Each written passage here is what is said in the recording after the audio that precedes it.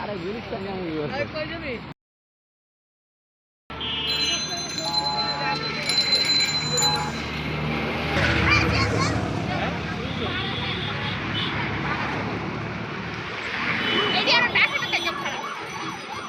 হ্যাঁ কে করে বইতে লাভ নাই সরকারের বন শিক্ষা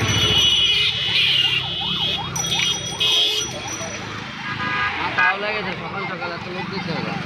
ওই যে মারতেছে ওই মারতেছে